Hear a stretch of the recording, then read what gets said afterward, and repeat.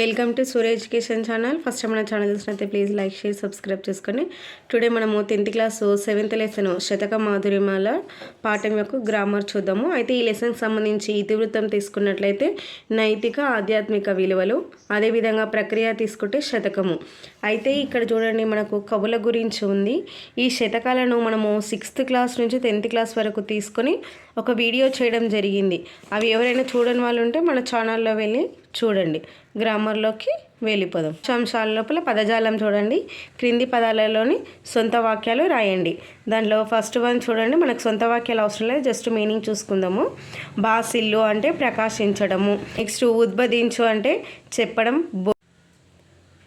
Next చూడండి, దైన్య స్థితి అంటే పేదరికము, అదేవిధంగా దీనత్వము, దరిద్రం చేత కలుగు దూరవస్థ. నెక్స్ట్ నరరూప రాక్షసుడు అంటే నరుడి రూపంలో ఉండే రాక్షసుడు. ఇంకో రకంగా చెప్పాలంటే మనుష్య రూపంలో ఉండే రాక్షసుడు అని కూడా చెప్పొచ్చు. నెక్స్ట్ వన్ చూడండి, క్రింది వాక్యాలలోని పర్యాయ పదాలను గుర్తించండి, రాయండి అంటున్నాడు. ఇక్కడ పర్యాయ పదాలు ఏవేవి ఉన్నాయో ఐడెంటిఫై చేయాలి. ఇక్కడ చూడండి, మనం పర్యాయ పదాలను చూసుకున్నట్లయితే ఏనుగులు, ఏనుగు, గజము, అదేవిధంగా కరి అంటే కూడా మనకి ఏనుగే కదా, కరి, నాగము అనేటివి ఇవి పర్యాయ పదాలు ఏనుగుకు సంబంధించి.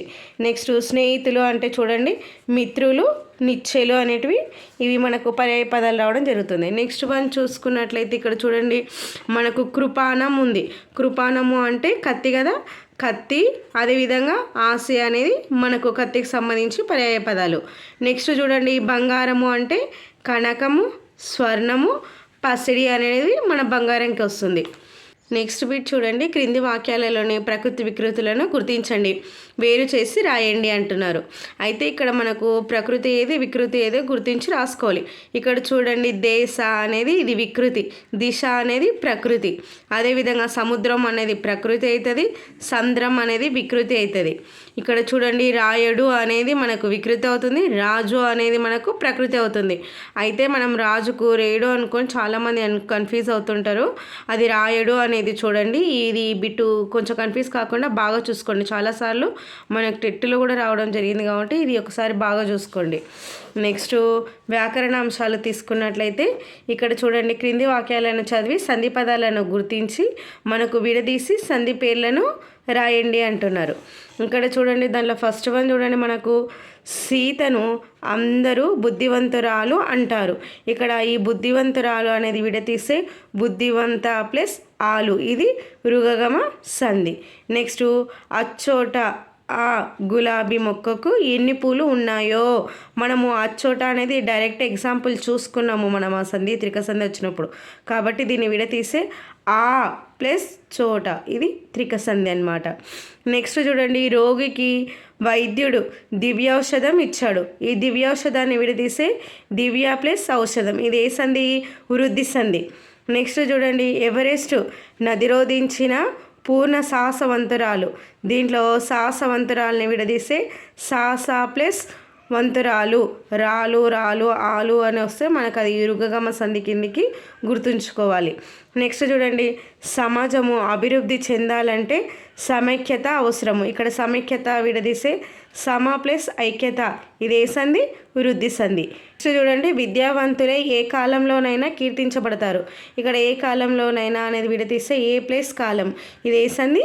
త్రిక సంధి. నెక్స్ట్ వన్ చూడండి, మనకు ఇక్కడ ఈ క్రింది పద్యపదానికి ఘన విభజన చేసి గురులఘువులను గుర్తించి ఏ పద్యపదము తెలపండి అంటున్నాడు. ఇక్కడ మనము ఘన విభజన చేయాలి. ఫస్ట్ మూడు తీసుకొని ఘన విభజన చేసి మనం చెక్ చేసుకుంటే మనకు ఇక్కడ ఏం రావడం జరుగుతుందంటే భరణభ భరవ రావడం జరుగుతుంది. ఈ భరణభ భరవ అనేది దేనికి వస్తుంది అంటే ఉత్పలమాలకు సంబంధించింది అనమాట. నెక్స్ట్ ఇక్కడ చూడండి, ఆట వెలది గురించి ఇచ్చిండు. అయితే మనకు క్రింది పద్యపదాలను గమనించండి. ఇక్కడ మనకు ఒక పద్యం ఇచ్చిండు చూడండి, దాన్ని వీళ్ళు ఆ అదేవిధంగా ఈ అనుకున్నారు. అంటే మనము ఇది ఫస్ట్ పదము, ఇది రెండో పదము, అదేవిధంగా ఇది మూడో పదము, నాలుగో పదము అనుకున్నట్లయితే ఆట వెలది యొక్క సూత్రం గురించి అంటే పద్య యొక్క లక్షణాల గురించి ఇచ్చిండు చూడండి. ఈ ఫస్ట్ పాయింట్ వచ్చి మనకు పై పద్యం లోపల 4 పాదాలు ఉంటాయి. ప్రతి పాదానికి మనకు ఎన్ని గణాలు ఉంటాయి అంటే 5 గణాలు ఉండడం జరుగుతూ ఉంటుంది. మనకి 1, 3 పాదాల లోపల మనకు వరుసగా ఏమొస్తాయంటే 3 సూర్యగణాలు. ఎన్ని సూర్యగణాలు? 3 సూర్యగణాలు, 2 ఇంద్రగణాలు. అంటే 1, 3 దాంట్లో లోపలేమో మనకు 3 సూర్యగణాలు, 1 ఇంద్రగణం రావడం జరుగుతుంది.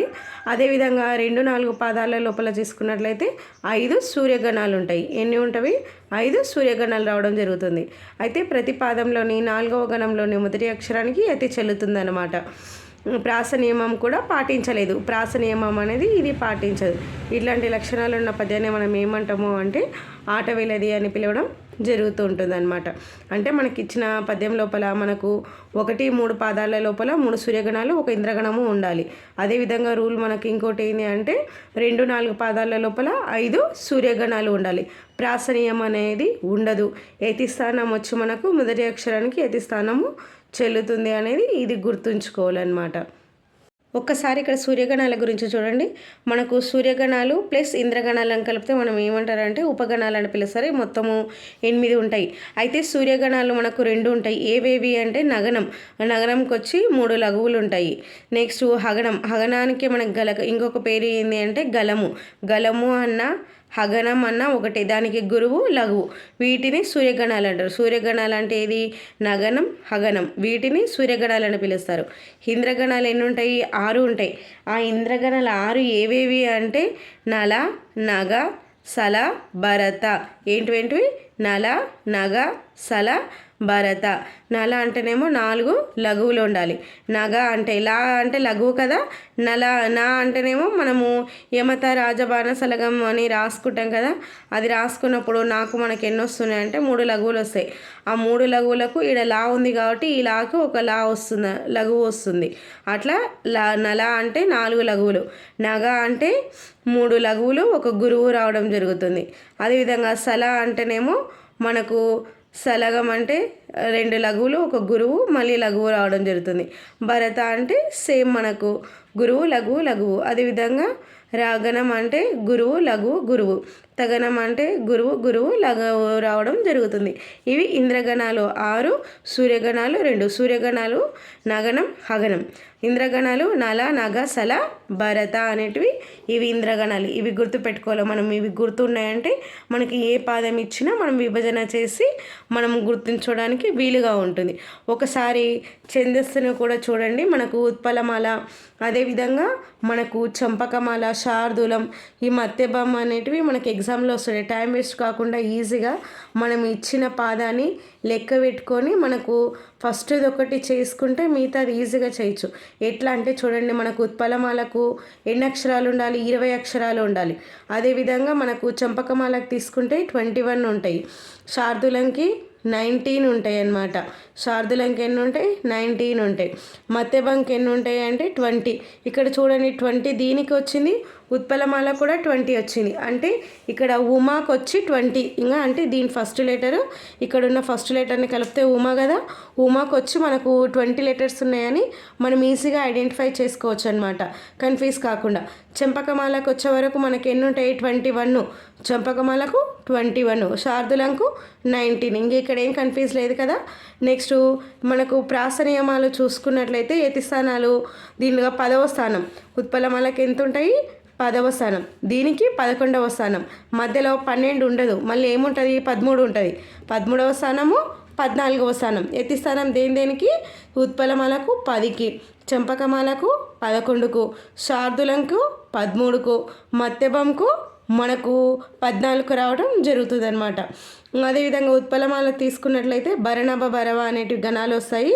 మనకు చంపకమాలకు తీసుకున్నట్లయితే నజభజ జజర, చంపక, చన. అదేవిధంగా ఉత్పలమాల అంటే ఉబ అనేటివి ఈ ఫస్ట్ లెటర్స్ గుర్తుపెట్టుకుంటే కొంచెం కన్ఫ్యూజ్ కారు. శార్దూలంకి మత్యభంకి ఆపోజిట్ ఉంటాయి. షా వచ్చినప్పుడు మా వస్తుంది, మత్యభం వచ్చినప్పుడు సా వస్తుంది. ఇలా గుర్తుపెట్టుకుంటే ఈజీగా ఉంటుంది. ఇప్పుడు సూర్యగణాలు, ఇంద్రగణాలు అంటే ఏందో తెలిసింది కదా మనకు. అదేవిధంగా మనకు ఛందస్సు లోపల ఉత్పలమాల, చంపకమాల, శార్దూల, మత్యభాని ఒక 5 మినిట్స్లో టేబుల్ లాగా వేసుకుంటే నేను చెప్పిన ప్రకారం మీకు ఈజీగా అర్థమైపోతుంది. ఇంతటితో ఈ క్లాస్ అయిపోయింది. నెక్స్ట్ క్లాస్ తోటి కలుద్దాము. మీకు కనుక మా క్లాస్ నచ్చినట్లయితే ప్లీజ్ మన ఛానల్ని లైక్ చేయండి, షేర్ చేయండి, సబ్స్క్రైబ్ చేసుకోండి. Thank you all.